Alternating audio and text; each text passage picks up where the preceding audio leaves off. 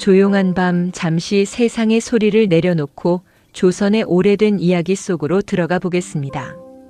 오늘 들려드릴 이야기는 홀레날 못생겼다는 이유로 버림받은 한 신부가 훗날 얼굴을 가린 채 한양 최고의 부자가 된 이야기입니다. 사람들은 그녀의 얼굴을 먼저 보려 했지만 그녀는 장부와 신뢰 그리고 누구도 흉내낼 수 없는 눈썰미로 자신의 이름을 세웠습니다. 이 이야기는 외모로 짓밟힌 한 여인이 어떻게 세상의 시선을 이기고 스스로의 가치를 증명했는지를 따라갑니다. 그날 밤 한양 종로의 큰 포목전 앞에는 수십 명의 사람들이 숨을 죽인 채 서 있었습니다. 비단 가리개로 얼굴을 반쯤 가린 여인이 마루 위에 앉아 있었고 그녀 앞에는 한때 고을에서 이름 높던 한씨 부인이 무릎을 꿇고 있었습니다. 한씨 부인은 떨리는 목소리로 말했습니다. 부디 우리 집 장부를 살려주시오. 이대로라면 우리 집은 끝입니다. 여인은 두꺼운 장부를 천천히 넘겼습니다. 그녀의 손끝은 흔들리지 않았습니다. 곁에 있던 상인들은 모두 그녀를 소윤대행수라 불렀습니다. 한양에서 가장 큰 포목 상단을 이끄는 여인이었습니다. 그런데 한씨 부인은 아직 알지 못했습니다. 얼굴을 가린 그 여인이 10여 년 전 바로 자신의 집안에서 못생겼다는 이유로 홀레날 버림받은 신부였다는 사실을 말입니다. 이 이야기는 조선시대 야담과 홀레 문화, 한양시장, 포목상업, 여성 상인의 삶에 대한 역사적 상상력을 바탕으로 재구성한 스토리텔링입니다. 일부 인물과 장면, 대사는 몰입을 위해 각색되었으며 이야기 속에는 조선시대 외모와 평판, 집안 체면, 상업 신뢰, 장부 거래, 여성의 경제 활동에 대한 설명도 함께 담았습니다. 이제 가마에서 버림받은 신부 소윤이 어떻게 한양 최고의 부자가 되었는지 천천히 따라가 보겠습니다. 조선시대의 홀레는 두 사람만의 일이 아니었습니다. 집안과 집안이 만나는 일이었고 체면과 평판이 오가는 자리였습니다. 신랑과 신부의 마음보다 부모의 결정과 집안의 눈치가 더 크게 작용하는 경우도 많았습니다. 특히 신부는 홀레날 처음으로 시댁 식구들의 시선 앞에 서야 했습니다. 그녀의 말투, 걸음걸이, 옷차림, 얼굴까지 모두 평가의 대상이 되었습니다. 사람의 마음과 능력은 천천히 보아야 알 수 있지만 세상은 자주 겉모습을 먼저 보고 판단했습니다. 오늘 이야기의 주인공 소윤도 그런 시선 속에서 홀레날을 맞았습니다. 그녀에게 그날은 새 삶의 시작이어야 했지만 세상은 그날을 그녀의 가장 깊은 상처로 만들었습니다. 소윤은 작은 고을의 몰락한 선비 집안 딸이었습니다. 집안은 넉넉하지 않았지만 아버지는 딸에게 글과 계산을 가르쳤습니다. 소윤은 어려서부터 숫자에 밝았습니다. 쌀 한 섬이 몇 마리인지, 포목 한 피를 얼마에 사서 얼마에 팔아야 손해가 나지 않는지, 장부에 적힌 작은 차이가 무엇을 뜻하는지 빠르게 알아차렸습니다. 그러나 사람들은 소윤의 총명함보다 얼굴을 먼저 보았습니다. 그녀의 얼굴은 갸름했지만 왼쪽 뺨에 옅은 흉터가 있었고 한쪽 눈매가 조금 다르게 보였습니다. 어릴 적 열병을 앓은 뒤 남은 흔적이었습니다. 소윤은 그 흉터를 부끄러워하지 않으려 애썼지만 사람들의 시선은 자주 그녀를 먼저 찔렀습니다. 소윤의 아버지는 딸에게 늘 말했습니다. 사람은 얼굴로 밥을 짓지 않는다. 손으로 일하고 머리로 판단하고 마음으로 사람을 얻는 것이다. 소윤은 그 말을 믿고 싶었습니다. 아버지는 장날마다 소윤을 데리고 시장에 나갔습니다. 포목전 주인은 어떤 비단을 좋은 값에 들여오는지, 보부상은 왜 비 오는 날에도 길을 나서는지, 손님은 왜 같은 물건이라도 믿는 사람에게 다시 오는지 하나씩 알려주었습니다. 소윤은 시장의 소리를 좋아했습니다. 흥정하는 소리, 주판알 튕기는 소리, 포목을 펼칠 때 나는 부드러운 소리. 그곳에서는 얼굴보다 손끝과 말의 신뢰가 더 중요해 보였습니다. 그러나 집으로 돌아오면 세상의 말은 다시 그녀의 얼굴을 향했습니다. 소윤이 19이 되던 해 한씨 집안과 혼담이 오갔습니다. 한씨 집안은 고을에서 체면을 세우던 양반가였습니다. 한대감은 가문을 중시했고 한씨 부인은 며느리의 출신과 외모를 꼼꼼히 따지는 사람이었습니다. 처음부터 소윤을 마음에 들어 한 것은 아니었습니다. 하지만 소윤의 아버지가 가진 오래된 땅 문서와 작은 재산 그리고 몰락했어도 선비 집안이라는 이름이 혼담을 가능하게 했습니다. 신랑 재미는 조용하고 우유부단한 청년이었습니다. 그는 소윤을 직접 본 적이 거의 없었습니다. 혼례가 다가오자 마을 사람들은 수군거렸습니다. 그 집 딸이 시집을 간다지. 얼굴은 좀 그렇다지만 집안은 나쁘지 않다더라. 소윤은 그 말을 들을 때마다 마음을 다잡았습니다. 새 집에서는 내 마음을 먼저 보아줄지도 모른다고 생각했습니다. 혼례날 아침 소윤은 연한 살구색 혼례 한복을 입었습니다. 붉은 연지는 조심스럽게 찍었고 머리는 단정히 올렸습니다. 거울 앞에 앉은 소윤은 한참 동안 자신의 얼굴을 바라보았습니다. 왼쪽 뺨의 흉터는 여전히 보였습니다. 어머니는 조용히 비단 가리개를 건네며 말했습니다. 바람이 차니 얼굴을 조금 가리고 가거라. 그 말이 배려인지 걱정인지 소윤은 알았습니다. 하지만 더 이상 숨고 싶지는 않았습니다. 그녀는 가리개를 품에 넣고 가마에 올랐습니다. 길가에는 구경꾼들이 서 있었고 아이들은 신부 가마를 따라 뛰었습니다. 소윤은 가마 안에서 손을 꼭 쥐었습니다. 오늘만 지나면 모든 것이 달라질 것이라고 믿고 싶었습니다. 가마가 한씨 집안 대문 앞에 멈추자 집안 사람들이 마당에 모였습니다. 혼례 절차가 이어졌고 사람들은 신부의 걸음걸이와 옷차림을 살폈습니다. 처음에는 큰 문제가 없어 보였습니다.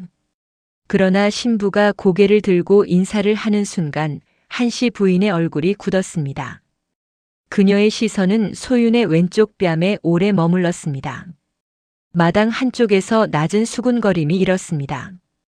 저 흉터는 무엇인가? 눈매도 고르지 않구나. 신랑 재미는 당황한 듯 시선을 피했습니다. 소윤은 그 모든 시선을 느꼈습니다. 그녀는 고개를 숙였지만 이미 마당의 공기는 바뀌어 있었습니다. 혼례의 축복은 어느새 평가와 조롱으로 변하고 있었습니다. 한씨 부인은 참지 못하고 마루에서 내려왔습니다. 그녀는 소윤의 얼굴을 가까이 보더니 싸늘하게 말했습니다. 이런 얼굴을 숨기고 혼담을 넣었단 말이냐? 소윤의 아버지는 얼굴이 하얗게 질려 말했습니다. 숨긴 것이 아닙니다. 어릴 적 병을 앓고 남은 흔적일 뿐입니다. 한씨 부인은 코웃음을 쳤습니다. 우리 집안은 대대로 체면을 지켜왔다. 첫날부터 마을 사람들의 입에 오르내릴 며느리를 들릴 수는 없다. 소윤은 귀를 의심했습니다. 얼굴 하나로 혼례가 뒤집히고 있었습니다. 신랑 재미는 한 걸음도 앞으로 나오지 못했습니다. 그는 어머니의 눈치를 보며 입술만 달싹였습니다. 소윤은 그를 바라보았습니다. 단 한마디라도 해주기를 바랐습니다. 그러나 그는 끝내 말하지 않았습니다. 그날 혼례는 끝까지 치러지지 못했습니다. 한씨 부인은 소윤의 가마를 다시 대문 밖으로 돌리라 명했습니다. 마을 사람들은 충격을 감추지 못하면서도 누구도 나서지 않았습니다. 어떤 이는 불쌍하다고 했고 어떤 이는 양반과 체면도 생각해야 한다고 했습니다. 소윤은 가마 안에 다시 앉았습니다. 그러나 이번에는 신부가 아니라 버림받은 사람으로 앉아 있었습니다. 비가 내리기 시작했습니다. 처음에는 가늘었지만 고을밭길에 다다를 즈음에는 굵은 빗줄기가 되었습니다. 가마꾼들은 난처한 얼굴로 멈추었습니다. 한씨 집안에서 더는 데려가지 말라 했고 소윤의 친정까지 돌아가기에는 밤이 깊었습니다. 결국 소윤은 가마에서 내려야 했습니다. 비 내리는 길 위에 소윤은 혼례 한복 차림으로 홀로 서 있었습니다. 머리에 꽂았던 장식은 비에 젖어 무거워졌고 치마 끝은 지늘게 닿았습니다. 그녀는 품속에서 어머니가 건네준 비단 가리개를 꺼냈습니다. 숨고 싶어서가 아니라 더 이상 사람들의 시선에 상처받지 않기 위해서였습니다. 소유는 얼굴을 반쯤 가렸습니다. 그리고 비틀거리며 한양으로 이어지는 큰 길 쪽으로 걸었습니다. 얼마나 걸었을까요? 길가 포목 보따리 아래에서 비를 피하던 늙은 여인이 그녀를 불렀습니다. 아이야, 홀레복을 입고 왜 장맛비를 맞고 있느냐? 그 여인은 한양으로 포목을 싣고 가던 늙은 상인 복례였습니다. 복례는 소윤의 젖은 얼굴과 떨리는 손, 그리고 품에 꼭 안은 작은 장부를 보았습니다. 그리고 낮게 말했습니다. 울 힘이 남아있다면 장사부터 배워라. 세상은 얼굴을 오래 보지만 장부는 거짓말을 오래 숨기지 못한다. 소윤은 늙은 여인의 말을 제대로 이해하지 못했습니다. 홀레복은 비에 젖어 무거웠고 마음은 이미 무너져 있었습니다. 늙은 여인 복례는 포목 보따리 위에 앉아 소윤을 한참 바라보았습니다. 울고 싶으면 울어도 된다. 다만 울고 난 뒤에도 배는 고프고 내일은 온다. 그 말은 차가운 듯 했지만 이상하게도 소윤을 붙잡아 주었습니다. 복례는 한양 종로 근처에서 작은 포목전을 운영하는 여상인이었습니다. 젊을 때 남편을 잃고 장사로 살아남은 사람이었습니다. 사람 보는 눈이 날카로웠고 말은 거칠었지만 마음은 깊었습니다. 그녀는 소윤이 품에 안고 있던 작은 장부를 보고 물었습니다. 내 것이냐? 소윤은 고개를 끄덕였습니다. 아버지께 배운 장부입니다. 복례는 젖은 장부를 조심스럽게 받아 펼쳐보았습니다. 빗물에 번진 글씨 사이로도 숫자는 반듯했습니다. 복례는 짧게 말했습니다. 얼굴보다 장부가 더 곱구나. 복례는 소윤을 자신의 수레에 태웠습니다. 포목 보따리 사이에 앉은 소윤은 말없이 비 내리는 길을 바라보았습니다. 홀레날 버림받은 신부가 어디로 가야 하는지 아무도 알려주지 않았습니다. 친정으로 돌아가면 아버지는 무너질 것이고 마을 사람들은 평생 그녀를 홀레날 쫓겨난 여인으로 부를 것이었습니다. 복례는 그런 마음을 아는 듯 말했습니다. 당장 갈 곳이 없으면 내 포목전에 있어라. 밥값은 해야 한다. 천을 접고 물건을 나르고 손님 말을 들어라. 소윤은 조심스럽게 물었습니다. 제 얼굴을 보고 손님들이 싫어하면 어찌합니까? 복례는 코웃음을 쳤습니다. 손님은 처음엔 얼굴을 보지만 두 번째부터는 물건을 본다. 세 번째부터는 신뢰를 본다. 내가 그 세 번째까지 버티면 된다. 그 말은 소윤의 마음속에 오래 남았습니다. 한양의 아침은 고을과 달랐습니다. 종로거리에는 새벽부터 사람들이 오갔고 포목전 앞에는 비단과 무명, 삼배와 명주가 차곡차곡 쌓여 있었습니다. 복례의 포목전은 크지 않았지만 물건은 정갈했습니다. 소윤은 홀레 한복을 벗고 낡은 회색 치마와 저고리로 갈아입었습니다. 얼굴에는 비단 가리개를 반쯤 둘렀습니다. 복례는 그것을 보고 아무 말도 하지 않았습니다. 다만 포목 한 피를 꺼내며 말했습니다. 이 천을 접어보아라. 소윤은 조심스럽게 천을 접었습니다. 처음에는 손이 서툴렀습니다. 천은 생각보다 예민했습니다. 너무 세게 접으면 자국이 남고 너무 느슨하면 모양이 흐트러졌습니다. 복례는 옆에서 지켜보다가 말했다. 장사도 이와 같다.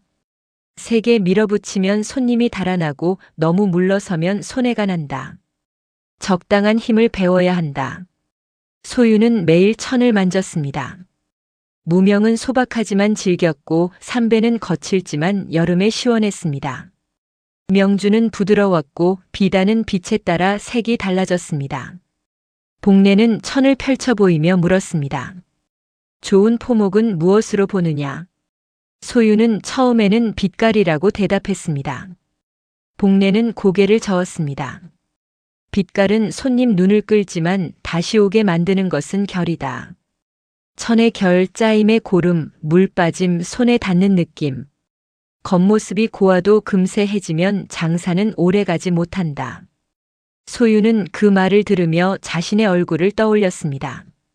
세상은 얼굴이라는 빛깔을 먼저 보았지만 복례는 결을 보라고 말하고 있었습니다. 사람도 천과 같다면 언젠가 누군가는 자신의 결을 보아줄지도 모른다고 생각했습니다. 며칠 뒤 복례는 장부를 보다가 얼굴을 찌푸렸습니다. 지방에서 들여온 포목값과 한양에서 팔린 값이 맞지 않았기 때문입니다. 소유는 옆에서 물건을 정리하다가 조심스럽게 말했습니다. 이 줄의 숫자가 잘못된 듯 합니다. 복례는 눈을 가늘게 떴습니다. 내가 무엇을 안다고 그러느냐? 소유는 장부를 가리켰습니다. 여기에는 15필이 들어왔다고 적혔는데 창고에는 13필 뿐입니다. 그런데 우님은 15필 기준으로 나갔습니다. 누군가 2필 값을 중간에서 가져간 것 같습니다. 복례는 잠시 말이 없었습니다. 곧바로 보부상을 불러 확인하니 정말로 중간 운반꾼이 포목 2필을 빼돌린 사실이 드러났습니다. 복례는 소윤을 다시 보았습니다. 내 눈은 사람 얼굴보다 숫자를 더 잘 보는구나. 소윤은 처음으로 자신이 누군가에게 필요한 사람일 수 있다는 느낌을 받았습니다. 그날 이후 복례는 소윤에게 장부를 맡기기 시작했습니다. 처음에는 작은 거래부터였습니다. 포목 한 필의 매입가, 운임, 보관비, 손님에게 받을 값, 외상 기한까지 하나하나 적게 했습니다. 소윤은 숫자를 단정하게 정리했습니다. 장부는 거짓말을 싫어했습니다. 하루만 대충 적어도 며칠 뒤에는 틀어진 숫자가 반드시 고개를 들었습니다. 복례는 말했다. 장사는 물건만 파는 것이 아니다. 믿음을 파는 것이다. 믿음이 무너지면 비단을 헐값에 팔아도 손님은 돌아오지 않는다. 소유는 그 말을 깊이 새겼습니다. 얼굴을 보고 자신을 버린 사람들은 많았지만 장부는 그녀의 얼굴을 보지 않았습니다. 숫자는 손끝의 정직함만 보았습니다. 그래서 소유는 장부 앞에서만큼은 얼굴 가리개를 쓴 자신이 아니라 온전히 자기 자신으로 느껴졌습니다. 한양시장의 사람들은 곧 복례 포목전에 얼굴을 가린 젊은 여인이 있다는 것을 알게 되었습니다. 처음에는 호기심 어린 시선이 많았습니다. 왜 얼굴을 가렸을까? 흉이 있나? 도망친 양반가 여식인가? 이런저런 말이 돌았습니다. 소유는 그 말을 들을 때마다 마음이 흔들렸지만 복례의 말을 떠올렸습니다. 3번째까지 버티면 된다. 그녀는 손님이 묻는 말에 차분히 답했습니다. 홀레용 비단은 빛깔만 보지 마시고 햇빛 아래와 등잔 아래에서 모두 펼쳐보십시오. 아이 옷감은 고운 것보다 살에 닿아 편한 것이 좋습니다. 상복에는 너무 약한 천을 쓰면 오래 버티지 못합니다. 손님들은 처음엔 그녀의 가리개를 보다가 점점 그녀의 말에 귀를 기울였습니다. 그녀의 말은 과장되지 않았고 물건은 정직했습니다. 소윤의 첫 단골은 어린아이 옷감을 사러 온 젊은 어머니였습니다. 그 여인은 돈이 넉넉하지 않았습니다. 비단은 꿈도 꾸지 못했고 무명 중에서도 값싼 것을 골라야 했습니다. 다른 포목전에서는 그녀를 대충 대했습니다. 그러나 소유는 천을 여러 번 만져보고 아이 살에 덜 거칠 것을 골라주었습니다. 그리고 남은 자투리 천을 작게 접어 건넸습니다. 손목 안쪽에 덧대면 덜 쓸릴 것입니다. 젊은 어머니는 놀라 소윤을 바라보았습니다. 이런 것까지 알려주십니까? 소윤은 조용히 말했습니다. 옷은 입는 사람을 괴롭히지 않아야 합니다. 며칠 뒤 그 여인은 다시 찾아왔고 이웃에게도 복례 포목전을 추천했습니다. 소문은 그렇게 시작되었습니다. 얼굴을 가린 여상인이 있는데 사람을 속이지 않는다더라. 돈 없는 손님도 함부로 대하지 않는다더라. 조선 후기 한양의 시장은 수많은 물건과 사람으로 움직였습니다. 종로에는 큰 가게들이 있었고 포목전에는 비단과 무명, 삼배와 명주가 오갔습니다. 객주는 지방 상인과 한양 상인을 이어주었고 보부상은 물건을 등에 지고 먼 고을까지 다녔습니다. 장사는 단순히 물건을 사고 파는 일이 아니었습니다. 누가 제때 값을 갚는지, 누가 품질을 속이는지, 누가 어려울 때 약속을 지키는지가 모두 장부와 기억 속에 쌓였습니다. 소유는 그 세계를 빠르게 익혔습니다. 그녀는 포목의 색을 외웠고 손님의 취향을 기억했고 보부상이 어느 길을 지나야 비에 덜 젖는지까지 물었습니다.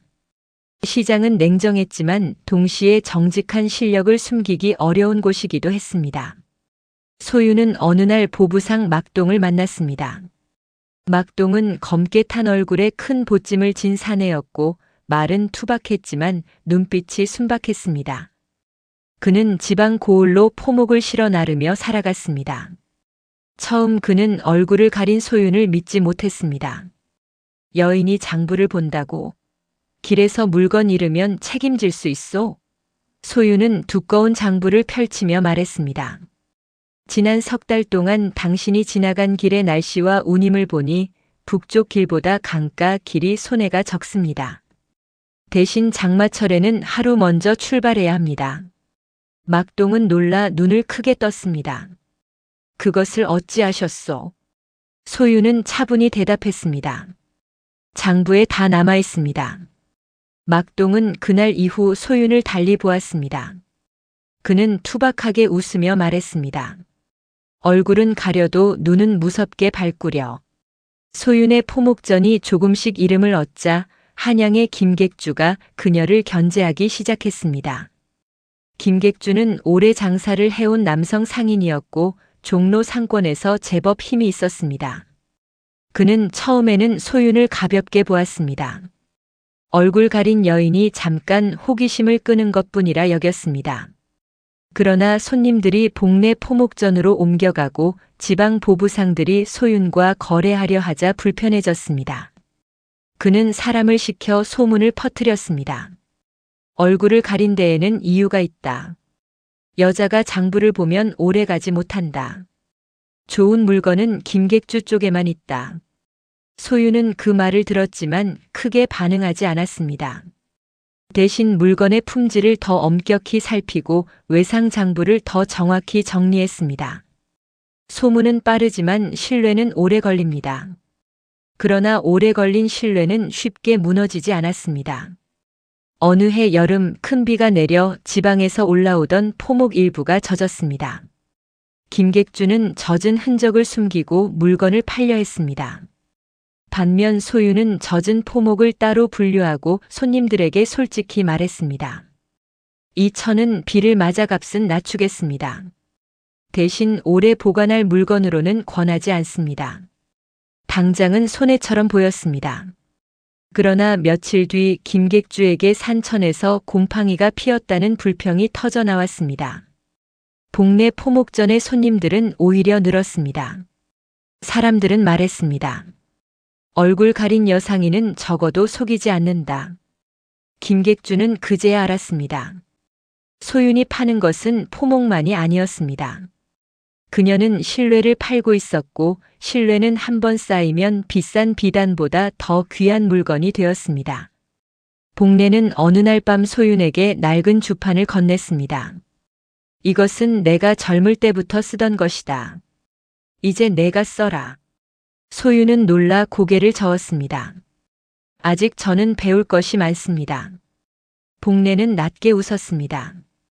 배울 것이 많다는 걸 아는 장사꾼은 오래간다. 다 안다고 생각하는 장사꾼이 먼저 망한다. 그녀는 이어 말했습니다. 너는 얼굴을 가리고 장사하지만 장부는 누구보다 드러내놓고 쓴다. 그래서 사람들이 너를 믿는다. 소유는 주판을 두 손으로 받았습니다. 홀레날 버림받았던 자신이 이제 누군가에게 장사꾼으로 인정받고 있다는 사실이 믿기지 않았습니다. 그날 밤 소유는 늦게까지 장부를 정리했습니다. 비단 가리개는 여전히 얼굴을 덮고 있었지만 마음속에서는 조금씩 무언가가 벗겨지고 있었습니다. 세월이 흘렀습니다. 복내는 나이가 들어 뒷방으로 물러났고 소유는 포목전을 상단으로 키웠습니다. 막동을 비롯한 보부상들이 그녀의 물건을 지방으로 날랐고 초아라는 어린 하녀도 그녀 곁에서 일을 배우기 시작했습니다. 소유는 가난한 아이에게도 글자와 숫자를 가르쳤습니다. 장부를 읽을 줄 알아야 속지 않는다. 이것이 그녀의 말버릇이 되었습니다. 그녀의 상단은 정직한 물건과 정확한 장부로 유명해졌습니다. 어떤 양반가는 혼례용 비단을 사러 왔고 어떤 상인은 외상 거래를 부탁했습니다. 그러나 소유는 상대가 양반이든 상인이든 같은 원칙을 적용했습니다. 약속을 지키는 사람과만 오래 거래한다. 어느덧 사람들은 그녀를 한양 최고의 여상인 소윤 대행수라 부르기 시작했습니다. 그 무렵 한씨 집안은 예전의 위세를 잃고 있었습니다. 한대감은 체면을 지키려 큰돈을 쓰면서도 장부를 제대로 보지 못했습니다. 한씨 부인은 여전히 거칠애에 집착했습니다. 좋은 비단, 큰 잔치, 과한 혼례 비용이 쌓였습니다. 재미는 몇 번이나 지출을 줄이자고 했지만 어머니 앞에서는 여전히 강하게 말하지 못했습니다. 게다가 한씨 집안이 믿고 맡긴 객주가 장부를 속여 큰 손해를 입혔습니다. 빚은 눈덩이처럼 불어났고 땅 문서 일부도 넘어갈 위기에 놓였습니다. 그제야 한대감은 깨달았습니다. 집안의 체면은 장부 위에서 버틸 수 없다는 것을 말입니다. 하지만 너무 늦었습니다. 그들을 구할 수 있는 사람은 한양에서 장부를 가장 정확히 본다는 얼굴 가린 여상인 뿐이라는 말이 돌았습니다. 한씨 부인은 그 이름을 듣고 얼굴을 찌푸렸습니다. 얼굴 가린 여상인이라니 그런 사람에게 우리 집 장부를 맡기란 말이냐. 그러나 한대감은 힘없이 말했습니다. 체면을 따질 때가 아니다. 이대로면 집이 넘어간다. 결국 한씨 집안의 하인이 소윤 상단으로 찾아왔습니다. 그날도 비가 내리고 있었습니다. 하인은 포목전 마루 아래에서 고개를 숙이며 말했습니다. 소윤 대행수님, 한대감 댁에서 장부를 살펴주시길 청합니다. 소윤의 손이 장부 위에서 잠시 멈추었습니다. 한씨 집안. 10여 년 전 혼례날 자신을 버린 바로 그 집안이었습니다. 곁에 있던 복례가 조용히 그녀를 바라보았습니다. 소유는 천천히 비단 얼굴 가리개를 매만졌습니다. 그리고 낮게 말했습니다. 장부를 보러 가겠습니다. 하지만 이번에는 신부가 아니라 거래의 주인으로 그 대문을 넘을 것입니다. 소유는 다음 날 아침 깊은 남색 한복을 입고 상단 사람들과 함께 한씨 집안으로 향했습니다. 얼굴에는 늘 하던 비단 가리개를 둘렀고 손에는 두꺼운 빈 장부와 주판을 들었습니다. 10여 년 전 그녀는 연한 살구색 혼례 한복을 입고 그 대문 앞에 섰습니다. 그때는 누군가의 허락을 기다리는 신부였습니다. 이제 그녀는 자신의 이름으로 거래를 결정하는 대행수였습니다. 한씨 집안 대문은 예전처럼 컸지만 그 앞에 선 소윤의 마음은 예전처럼 작지 않았습니다. 하인들이 급히 대문을 열었습니다. 마당 안에는 초조한 얼굴의 한대감, 창백한 재민, 그리고 여전히 오만함을 버리지 못한 한씨 부인이 서 있었습니다. 그러나 그들의 눈빛에는 분명 두려움이 섞여 있었습니다. 한씨 부인은 처음에는 소윤을 똑바로 보려 하지 않았습니다. 얼굴을 가린 여상인에게 고개를 숙인다는 것이 자존심 상하는 듯 했습니다. 그러나 장부와 빈문서가 마루 위에 쌓이자 그녀의 태도는 달라졌습니다. 한대감은 낮은 목소리로 말했습니다. 대행수, 우리 집 장부를 살려주시오. 빚이 어디서 이렇게 불어났는지 알 수가 없소. 소유는 대답하지 않고 장부를 펼쳤습니다. 한씨 부인은 초조함을 참지 못하고 결국 마루 아래로 내려왔습니다. 우리 집이 무너지면 안 됩니다. 제발 방법을 찾아주시오. 그녀는 소윤 앞에 무릎을 꿇었습니다. 마당의 공기가 얼어붙었습니다. 10여 년 전 이 여인은 신부 소윤을 내려다보며 집안 체면을 말했습니다. 이제는 얼굴을 가린 여상인 앞에서 집안을 살려달라 빌고 있었습니다. 소윤은 흔들리지 않았습니다. 그녀는 한씨 부인을 내려다보며 승리의 웃음을 짓지 않았습니다. 대신 조용히 말했습니다. 장부는 감정으로 보지 않습니다. 숫자가 어디서부터 틀어졌는지부터 보겠습니다. 그녀는 지난 3년간의 장부를 차례로 펼쳤습니다. 포목 구입, 잔치 비용, 땅 담보, 객주 수수료, 혼례 비용, 외상거래. 한 줄씩 읽을수록 문제는 분명해졌습니다. 한씨 집안은 가진 것보다 더 많이 쓰고 있었습니다. 체면을 지키기 위해 빚을 냈고 빚을 갚기 위해 더 큰 거래를 벌였으며 그 거래를 맡긴 객주가 중간에서 이익을 빼돌렸습니다. 소유는 주파나를 튕기며 말했습니다. 이 집안은 한 번에 무너진 것이 아닙니다. 작은 거짓과 허세가 매일 장부에 쌓인 것입니다. 소유는 장부 한 권을 따로 빼냈습니다. 종이의 색이 다른 장과 맞지 않았고 먹의 진하기도 달랐습니다. 그녀는 손끝으로 종이를 문질러 보았습니다. 이 장은 나중에 끼워 넣은 것입니다. 한대감의 얼굴이 굳었습니다. 재미는 놀라 장부를 들여다보았습니다. 소유는 이어 말했습니다. 객주 수수료가 2번 적혔고 포목 운임도 실제 길값보다 높습니다. 이 부분은 누군가 의도적으로 바꾸었습니다. 마당에 있던 하인들이 술렁였습니다. 곧 김객주의 이름이 나왔습니다. 한씨 집안은 체면 때문에 여러 거래를 김객주에게 맡겼고 그는 그 틈을 이용해 장부를 부풀렸습니다. 그러나 소유는 거기서 멈추지 않았습니다. 이 장부에는 객주의 잘못만 있는 것이 아닙니다. 집안 안쪽에서 허락하지 않으면 불가능한 지출도 있습니다. 한씨 부인의 얼굴이 창백해졌습니다. 소유는 혼례와 잔치 비용이 적힌 장을 펼쳤습니다. 불필요한 비단, 과한 음식, 남에게 보이기 위한 선물, 소문을 막기 위한 돈까지 모두 적혀 있었습니다. 소유는 조용히 말했습니다. 이 집안은 체면을 사기 위해 살림을 팔았습니다. 한씨 부인은 입술을 깨물었습니다. 양반가가 체면 없이 어떻게 산단 말이오.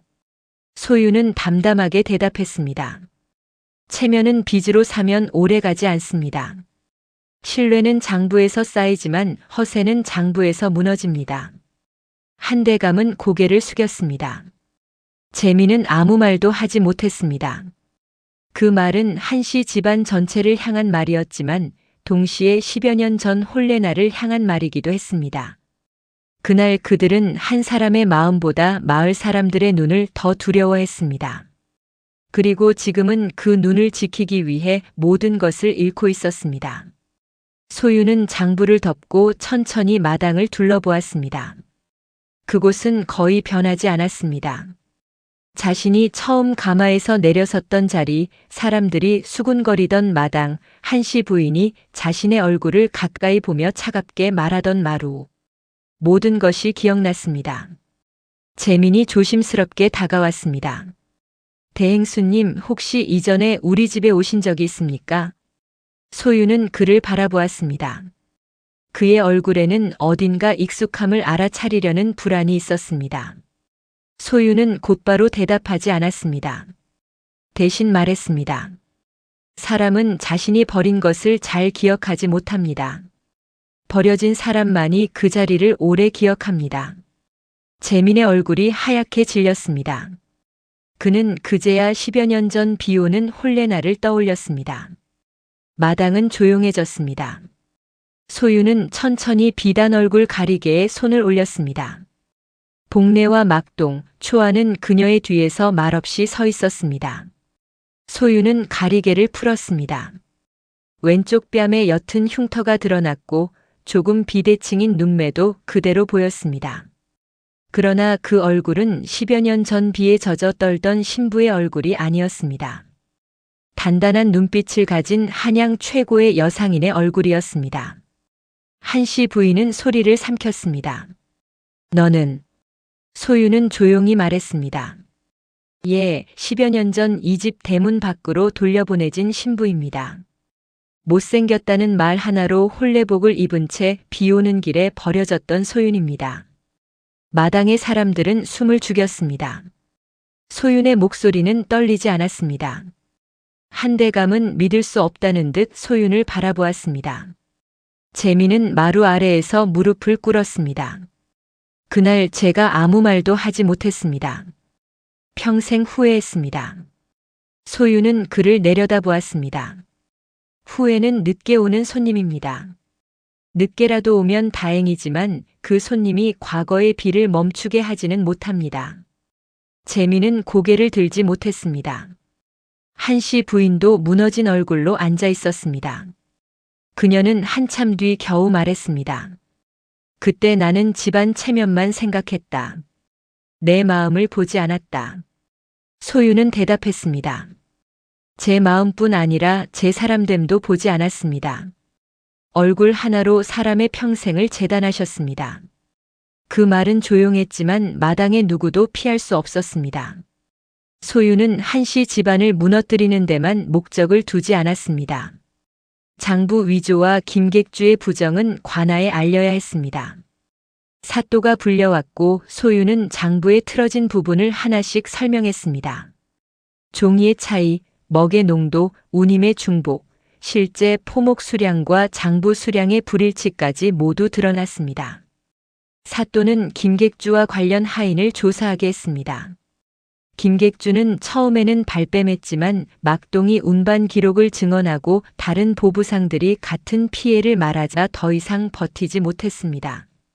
한씨 집안도 책임을 피할 수 없었습니다. 체면을 위한 허위 지출과 무리한 외상 거래가 있었기 때문입니다. 사또는 엄하게 말했습니다. 장부는 집안의 거울이다. 거울이 더럽다 해서 얼굴이 깨끗해지는 것은 아니다. 한대감은 소윤에게 집안을 살릴 방법을 물었습니다. 소윤은 냉정하게 답했습니다. 살릴 수 있는 부분과 포기해야 할 부분을 나누어야 합니다. 헛된 체면을 위한 땅은 팔고 실제 먹고 살 수 있는 재산은 남겨야 합니다. 외상은 기한을 정해 갚고 위조된 빚은 관아 판단을 받아 정리해야 합니다. 한씨 부인은 고개를 숙였습니다.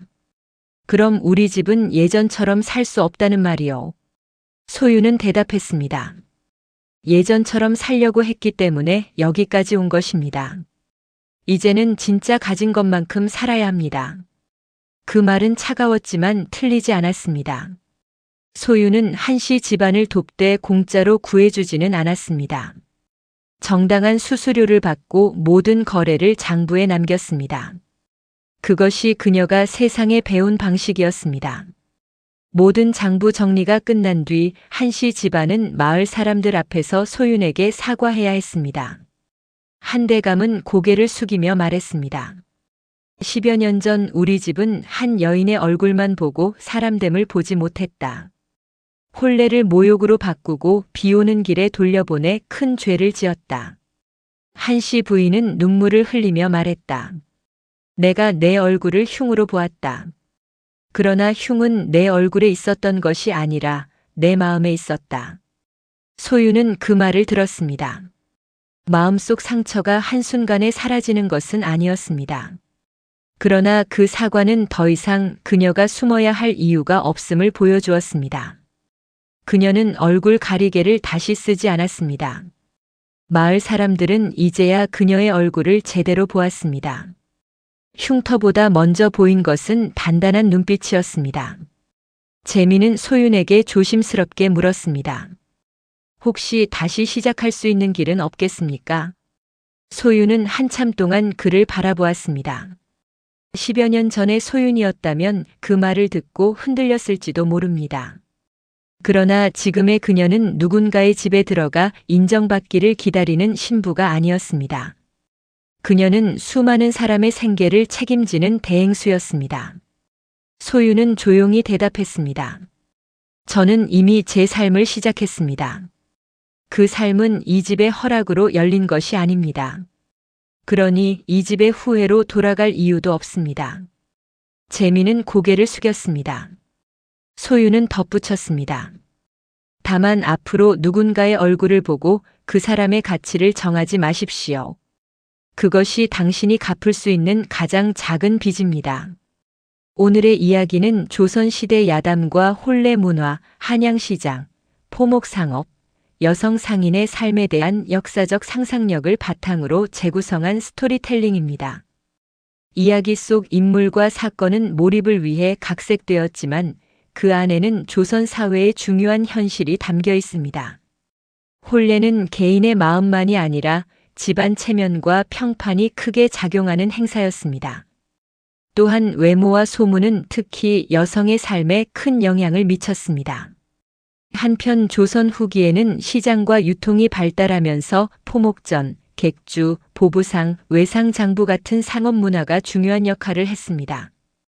제한된 환경 속에서도 여성들은 바느질, 포목, 음식, 장사 등을 통해 경제 활동을 이어갔고 때로는 신뢰와 실력으로 자신의 자리를 만들었습니다. 이 이야기는 외모가 사람의 가치를 결정할 수 없다는 것, 그리고 정직한 실력과 신뢰는 결국 세상의 시선을 바꿀 수 있다는 교훈을 전합니다. 그 뒤 소유는 한양의 상단으로 돌아왔습니다. 그녀는 더 이상 늘 얼굴을 가리고 있지 않았습니다. 물론 사람들의 시선이 완전히 사라진 것은 아니었습니다. 하지만 이제 그 시선이 그녀를 무너뜨리지는 못했습니다. 소유는 포목전 한쪽에 작은 배움 자리를 만들었습니다. 가난한 여자아이들과 버림받은 여인들에게 글자와 숫자, 장부 쓰는 법을 가르쳤습니다. 어느 날 어린 하녀 초아가 조심스럽게 물었습니다.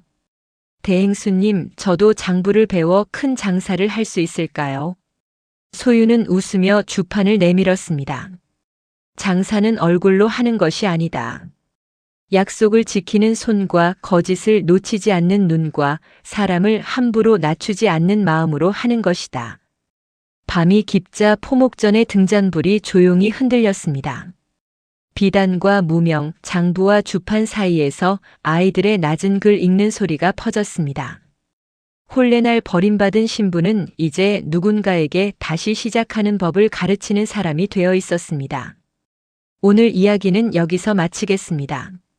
다음에도 조선의 숨겨진 이야기, 오래된 사람들의 눈물과 지혜가 담긴 야담을 차분히 들려드리겠습니다.